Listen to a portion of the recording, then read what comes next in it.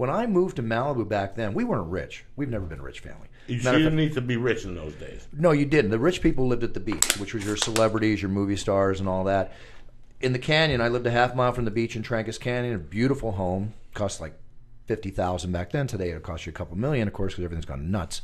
But it's a different world back then. Malibu is still beautiful and spacious, but it's not like it was back then. I thought it was.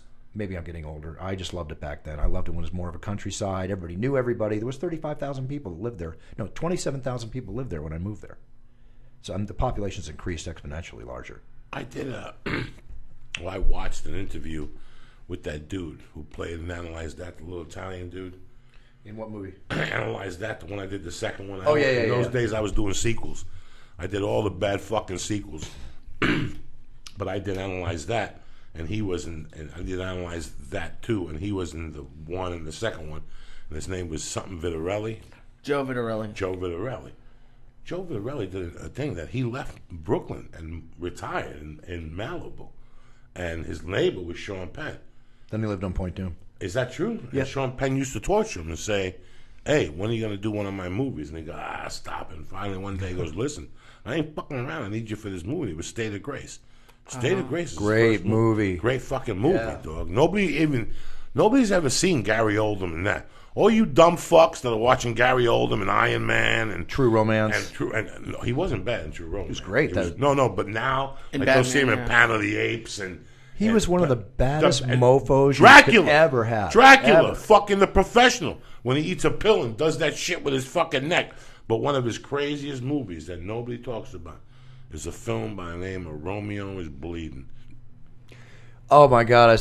What was her name? The woman that she's gorgeous, sexy as hell. Look at her name. That is one of the craziest fucking movies you will see. I'll tell you what, as your Uncle Joey Diaz will tell you, don't watch that movie at night.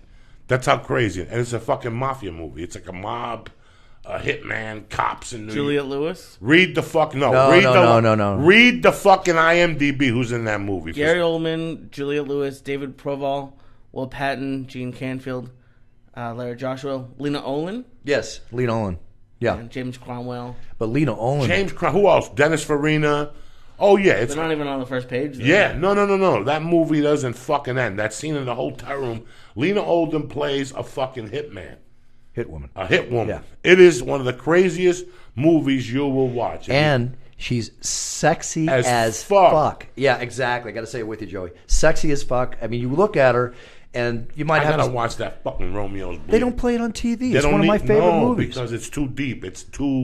They never played that shit on TV. I think I saw it in the fucking movies, and then I saw it years ago. It was on, like, Sundance one night after The Exorcist at 3:35 a.m., and I taped it and I watched it 2 or 3 times. And my wife was like, "What the fuck are we watching?" He was married to the Italian chick that Tony was fucking on The Sopranos. That she hung herself. And The Sopranos. Wow, I've got to think my mind. Oh my God, that's who he was married to. Anna Maria Scribella, whatever her fucking name is.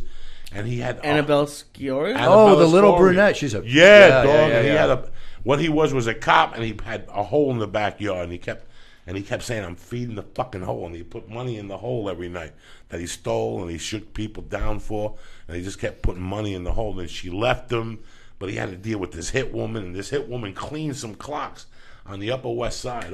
She killed Dennis Farina. They were playing cards. Just fucking.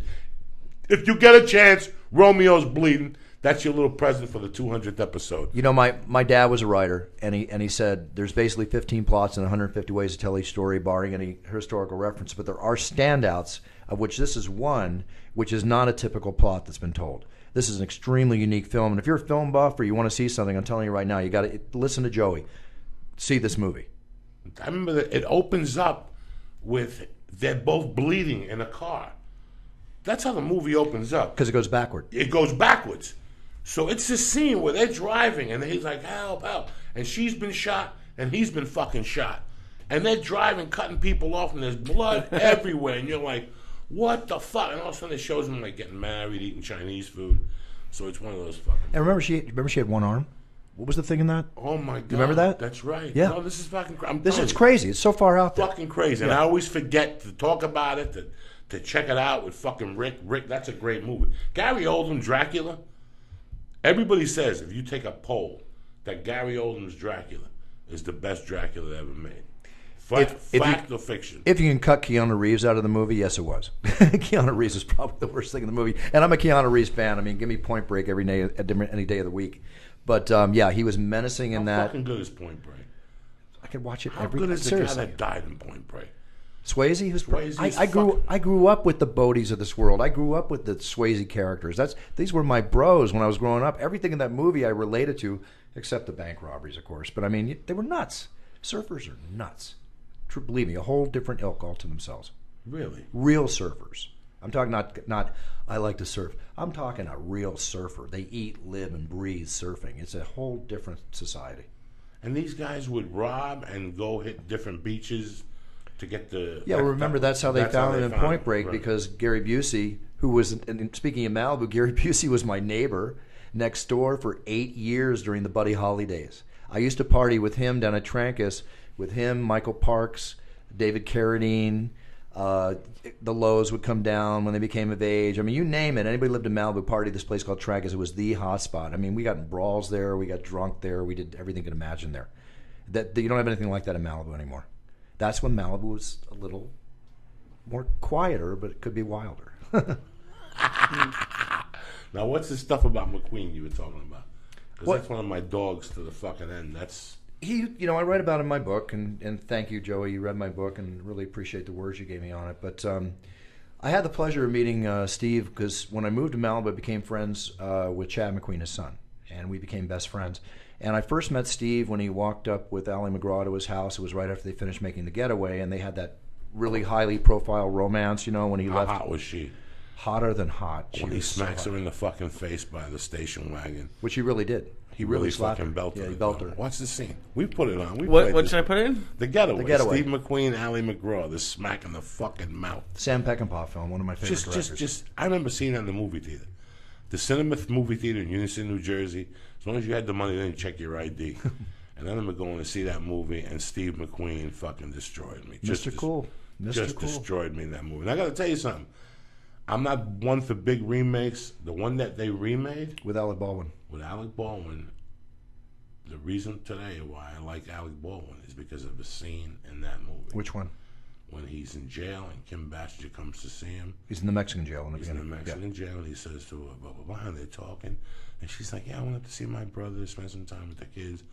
And in one of those sentences, he goes, can you do me a favor? Can you get me out of here? Can you really? And unless you've been on that side and you've asked somebody to get you out, his tone. We're going in like fucking Marines, you understand me? Welcome to church, motherfucker.